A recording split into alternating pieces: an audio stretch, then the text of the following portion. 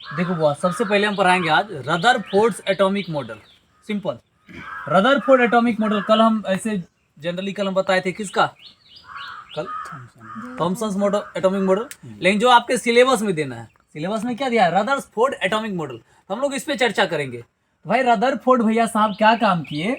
एक होता है रेडियो एक्टिव एलिमेंट, ठीक है, रेडियो एक्टिव एलिमेंट था पोलिनियम, ठीक है।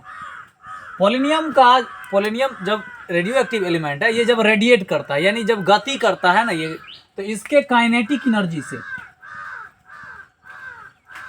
पोलिनियम के काइनेटिक एनर्जी से एक रेडिएशन निकलता है। जब वो काइनेटिक गति करता है तो उसके काइनेटिक एनर्जी से एक रेडिएशन निकलता है, पार्टिकल्स, उससे बहुत सारे पार्टिकल्स निकलते हैं।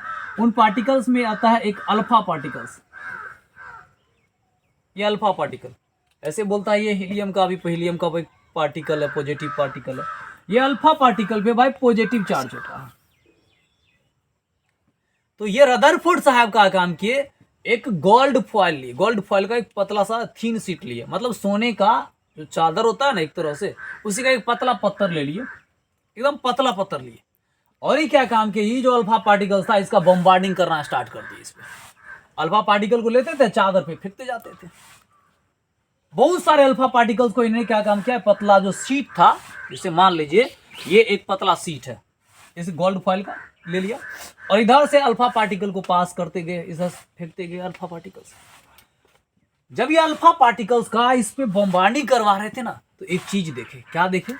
तो सबसे पहले देखे जो मैक्सिमम अल्फा पार्टिकल था ना, जैसे गया एकदम चला जाता था, मतलब उसके डायरेक्शन में कोई चेंजिंग नहीं।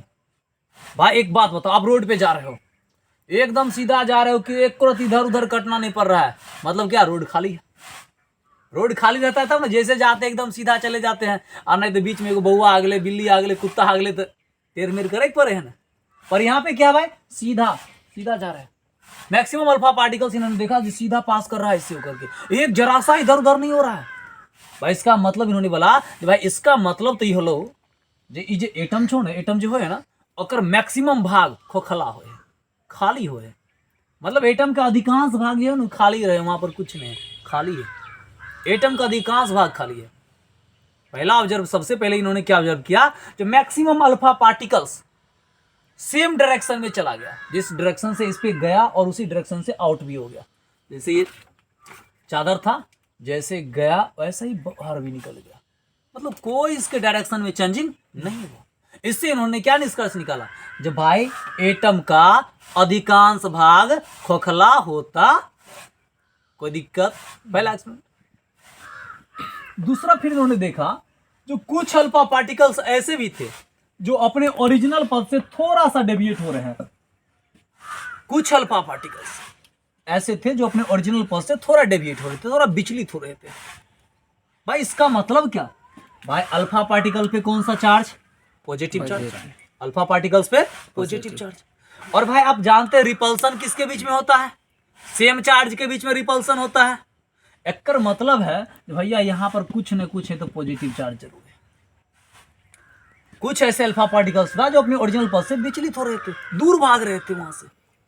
इससे इन्होंने निष्कर्ष निकाला कि भाई एटम के एक छोटे से भाग में पॉजिटिव चार्ज होता है, मतलब एक पॉजिटिव चार्ज होता है वो एटम के एक छोटे से भाग में होता है।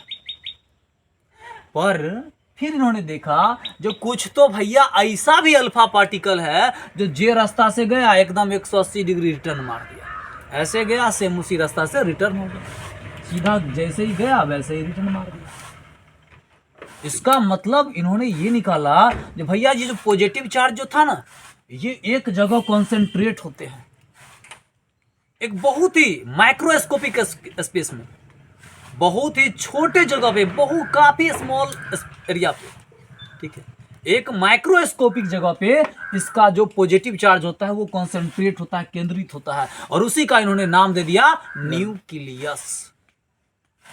तो तीन चीज इनका याद रखिए। पहला क्या? जो भाई जैसे ही अल्फा पार्टिकल्स का गोल्ड फॉइल के ऊपर बम्बार्डिंग करवाया गया तो मैक्सिमम अल्फा पार्टिकल जो था वो सीधा उस चादर को